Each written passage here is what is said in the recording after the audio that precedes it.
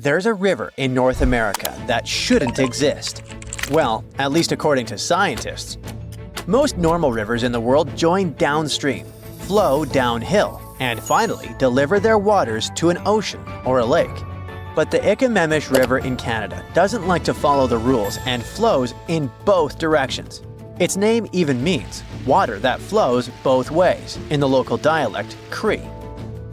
The Ikamesh is just around 37 miles long, but it used to be an important part of the fur traders' route from Hudson Bay to Lake Winnipeg. It runs between the Hayes River and the Nelson River. Its waters are rather shallow and dark as it flows through peat bogs. Things get interesting when you reach the beaver ponds.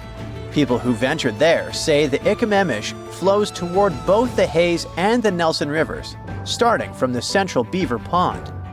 It's hard to tell where exactly the water divides as the river goes through a nearly flat, swampy country, and its current is barely noticeable. The next river on our list is the Casiquiare in South America, and it's like a hydrologic equivalent of a wormhole between two galaxies. It's the only natural canal on Earth that links two great rivers, the Upper Orinoco, which eventually flows into the Atlantic Ocean, and the Rio Negro, the largest left bank tributary of the Amazon River. This rare sort of division is called a bifurcation, and it happens when a single river splits and sends its water into two different places. The Orinoco actually loses parts of its water to the Casiquiare. From there, the water slowly flows down toward the Rio Negro. During the rainy months, there's more flooding and stronger currents, so a larger amount of water gets diverted. For many local communities, the Casiquiare is more than just a river. It's sacred. They see it as a path that the ancestral spirits made to bring the great rivers together. Other stories say powerful deities shaped the land to create this special waterway. The Wayambo River in Suriname can flow either east or west depending on its mood. Just kidding. You gotta blame rainfall and human activity for this unusual behavior. People put locks on the river to divert it. One lock, for example, is there to help the rice farmers get enough water. There are at least 3 bifurcation points in the river. It's tricky to control the Wayambo and to predict where the pollutants will spread along the river. It's close to gold mining and oil production sites, so it's a real problem. If you've ever wanted to drink water from 2 oceans at once, North Two Ocean Creek in Wyoming is the place to go. It begins high up in the Teton Range and later splits into 2 branches. The Pacific Creek joins the larger Snake River, which merges with the Columbia River, and finally reaches the Pacific Ocean. The Atlantic Creek heads east and flows into the Yellowstone, Missouri, and Mississippi rivers, and eventually empties into the Gulf of Mexico. If you connect the 2 creeks' watersheds on a map, you'll get a single blue line between Oregon and Louisiana. Explorers who were looking for the Northwest Passage between the 2 oceans never knew they could have used the creek. They would just need really tiny boats. Some scientists believe that cutthroat trout knew about this route long before people. They managed to migrate from the Snake River to Yellowstone River, most likely using this creek. The next star on our list could take over the mighty Mississippi. About 12,000 years ago, the Mississippi started drifting toward the basin of the Red River. The Mississippi stuck to its original path, and the water from the old Red River route became what we now call the Atchafalaya River. It used to be jammed up with logs for about 30 miles and wasn't fit for navigation.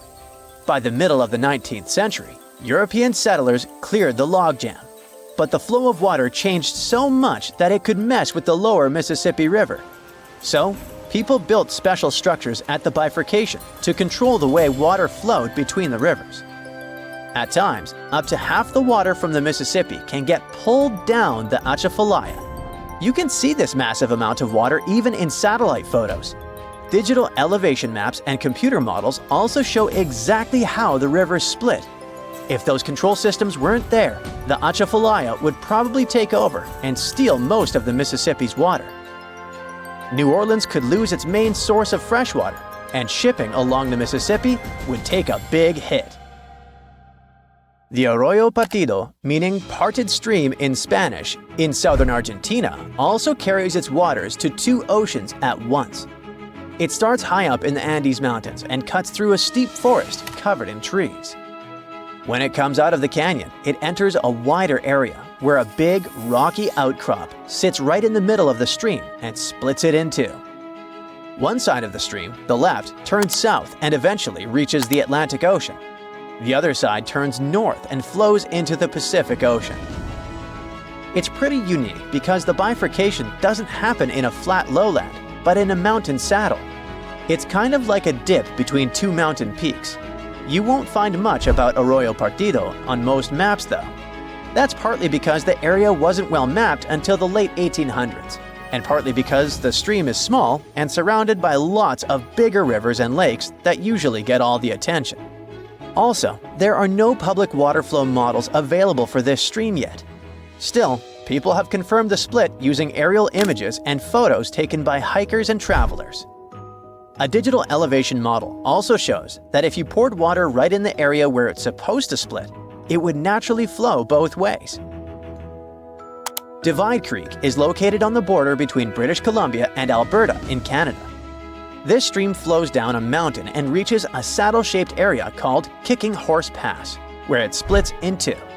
It happens because of Summit Lake, which sits just west of the Continental Divide. A long time ago, Summit Lake was much bigger and probably stretched across the entire pass, possibly causing the stream to split back then too. But over time, the lake got smaller and now only exists on the west side. It left behind a swampy wetland right at the highest point of the pass. Like Arroyo Partido, Divide Creek didn't show up on many old maps. It's small and the area is covered with thick forest, so even aerial photos don't clearly show the stream splitting. The best proof we have today comes from Yoho National Park, where a marker explains the bifurcation. It's placed along a hiking trail, and if you're up for an adventure, you can take a short side path that leads right to the spot where Divide Creek divides. Now, how about a lake for a change? Wallaston Lake is tucked away in the far northwest corner of Saskatchewan, Canada. The coolest part about it is that it also bifurcates.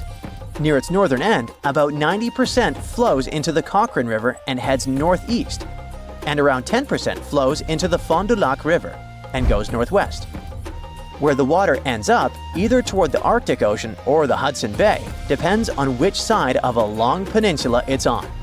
Maps and models show that there might still be some water flowing between the two sides of the peninsula, so technically it's not a perfect bifurcation, but it's still one of the most fascinating natural features around. The peninsula itself is slowly eroding, and eventually, it might disappear. But geologists say that because of the Y-shaped layout of the lake, the water will keep splitting into both river systems no matter what. Even long before European explorers came around, the local people already knew how special Wallaston Lake was. They called it Lake Manitou, which means spirit. They believed the lake had supernatural powers because of its rare position at the top of two major watersheds. A bridge, a very helpful structure that traces back to the Neolithic times. The oldest bridge in the world, at least the one that is still standing, is the Arcadico Bridge, built more than 3,000 years ago. But there's a river you cannot cross using a bridge, the Amazon River, the largest and longest river in the world. Okay, the Nile River is actually the longest river in the world, but the Amazon wants both titles for itself. The Amazon River is born in Peru and crosses Colombia and Brazil until it reaches a massive delta at the Atlantic Ocean. Its waters travel a longer distance than Frodo and Sam, and yet not a single bridge has ever been built over it. Why is that? First of all, seasonal floods change the size of the river. During dry seasons, the Amazon is about 3 miles wide, but during heavy rains, it can get up to 30 miles wide in a few weeks. Not only that, but the flood also makes the river change its position. Now imagine trying to build a bridge in a place where the ground turns into water for about 4 months. Not an impossible task, but not the easiest one either. Now, if you look back at your geography classes, you might remember that the soil of the riverbank can be very soft, especially in the Amazon.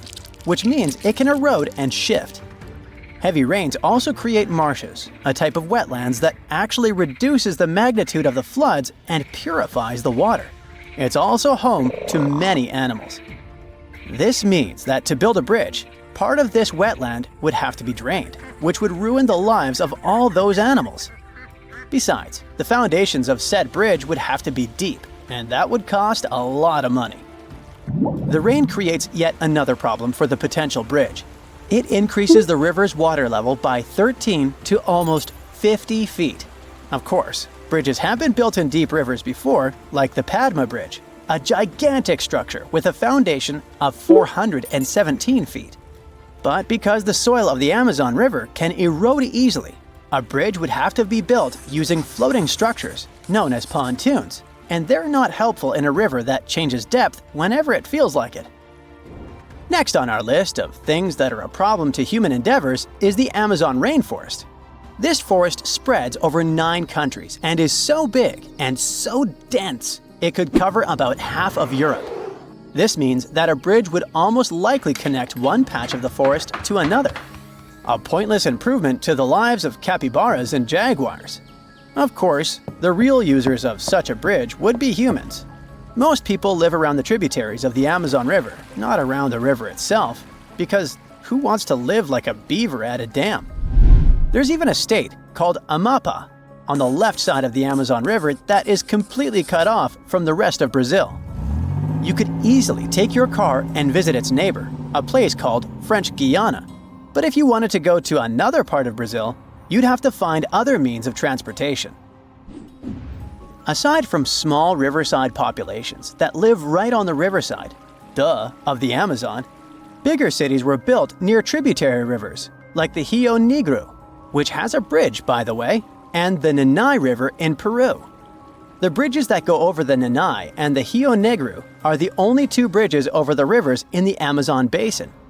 The lack of good roads and highways inside the Amazon also makes the creation of bridges a pointless endeavor. Back in the 70s, humans had big ideas on how to explore the Amazon ever more, which is why they decided to build a highway which would cut the Amazon basin from left to right. The road, called the Trans-Amazonian Highway, was supposed to bring people to the heart of the Amazon. But it seems like the difficulties of building more than 2,000 miles of road inside a dense rainforest were not foreseen. Halfway through, the project was abandoned because it was super expensive and problematic. Nowadays, highways in the Amazon basin are always flooded, filled with holes and mud. This whole situation creates a ripple effect. People don't live near the river because it's hard to access it. The roads don't go there either, because it's hard to build them. Which in turn makes even fewer people want to settle on the banks of the Amazon River, because they have no roads to get them there. So, if there are no roads and no bridges, how do people live there? You're not gonna believe this, but the riverside population uses a very old but reliable invention called a boat. The Amazon River is fully navigable, and the people that live there use it like a road. Much like motorcycles, cars, and buses, the Amazon River has canoes, speedboats, and ferries. There's even a very specific ferry called Obidense, transporting people to the municipality of Óbidos, hence the name. Locals do everything on boats. They even have a boat hospital that floats around and visits riverside populations, and a boat bank, so you can do all your bank-related things while looking at the vastness of the Amazon. Honestly, genius invention. The downside to this lack of bridges is that it stops us from exploring the truly hidden gems of the world. In the Amazon, for example, there are over 10,000 undiscovered archaeological sites. We may never be able to dig out stuff like fortified villages, geoglyphs, and many other structures. It would be pretty neat to go full-on Lara Croft in the middle of the Amazon, but these findings are tucked deep in the heart of the forest. At the same time, only on a boat are you able to witness the crazy phenomenon of the unmixed waters of the Rio Negro and the Solimões on the Amazon River. For more than 3 miles, these 2 tributaries of the Amazon River flow side by side without mixing. The speed and the temperature of these waters are different, so you'll see a river that looks like coffee and Coca-Cola mixed. This awesome phenomenon is called the meeting of waters. But the Amazon River is not the only river in the world deemed bridgeless. The Congo River, the second longest river in Africa, only has one bridge crossing it. The two Congos, yes, there are two different countries in the world named Congo, are separated by the Congo River, and so far, no roads connect them. Also, fun fact, some geologists believe that back when Gondwana existed and the continents were all cuddled together, the Amazon and the Congo River were one river connected to each other. Another place with a lack of bridges is the east side of the Thames in London. The west side of the river is narrower, which makes building a bridge easier. There are about 33 bridges on the west side alone, but if you want to cross the river from the east side, it's gonna be a hassle. The thing is, back in the 1800s, shipping companies decided that building too many bridges over the Thames was too expensive, because this was a shipping route and the bridges would have to be taller than usual. The structure would also have to be long, since some parts of the Thames are about 1,870 feet wide. But building long bridges is not a problem per se. In Rio de Janeiro, for example, you can find the Rio Niterói Bridge, which is about 8.26 miles long. Back when it was built in the 70s, it was the second longest bridge in the world. The bridge is so long that in 2018, a girl was born while her mother was crossing it, and now the birthplace in her birth certificate is literally the bridge. There's also no U-turn on it, so if you drive onto the bridge by mistake, you're in for a long drive. So next time you feel like exploring the Amazon, remember to pack your own boat. That's it for today. So hey, if you pacified your curiosity, then give the video a like and share it with your friends. Or if you want more, just click on these videos and stay on the bright side.